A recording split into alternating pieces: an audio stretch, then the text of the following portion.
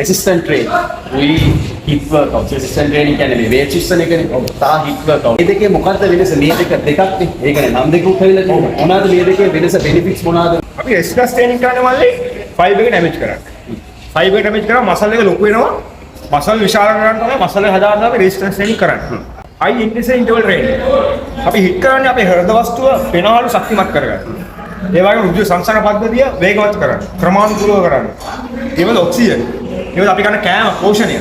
Hit කරන්න අනිවාර්යයෙන්ම හොඳට පෝෂණ ලැබලා ගන්න යන්න. මසල් ඔක්කොම හැදෙන්න එක්ස්ටෙන්ඩ් කරන්න ඕන. හැබැයි හිතුත් කරන්න ඕන. නැත්තම් මසල් එක ටෝන් වෙලා ඉන්නේ නැහැ. එක්ස්ටර්නල් ජිම් නෑනේ. මගේ මානවය කාලේ.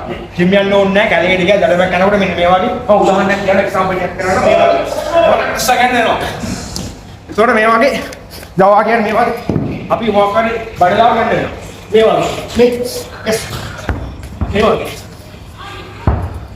ඒතකොට කයහක් මේසක් උඩ බාලා ඉන්න කෙනෙක්ට මේ වගේ ෆිසිකල් ට්‍රේනින් එකක් කරනවා කියන්නේ හොඳටම ඇති. අනිවාර්යෙන් මේක කරන්න ඕනේ. මේක අපිට තේලා ජීවිතේට හම්බෙන්නේ ඒවා. මේ වගේ.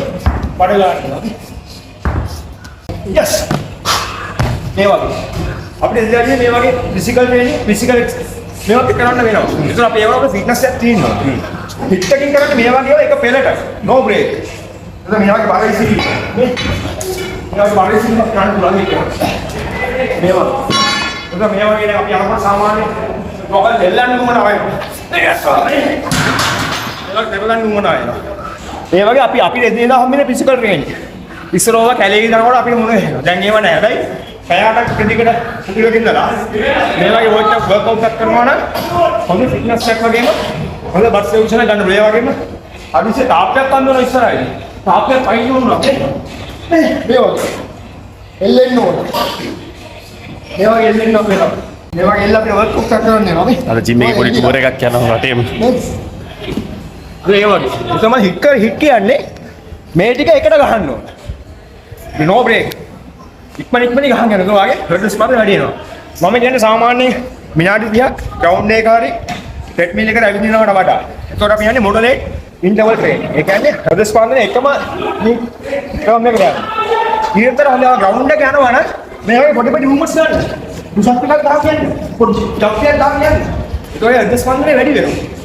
හෘද ස්පන්දනය වැඩි වෙනවා මොකද වෙන්නේ වගේ ඉක්මන ග්ලූකෝස් පිච් වෙනවා. ඒතකොට ඉක්මන හොරි බෝලේ ෆැට් එක. ඔය විනාඩි 30ක් ඇවිද්දොත් විනාඩි 25 තමයි ෆැට් එක බර්න් වෙන්න පටන් ගන්න. ඔය විනාඩි 30ක් කරන අඩි විනාඩි 5ක් ඉවර කරනවා. ඒතකොට ෆැට් එක බර්න් වෙන්නේ නැහැ. මුකුත්ම කරනකොට ඒක හොඳයි. හැබැයි හිට් තමයි ස්පෙෂල්. මසල් හැදෙන්න ඕනලා හිට් අපිට අවශ්‍යයි.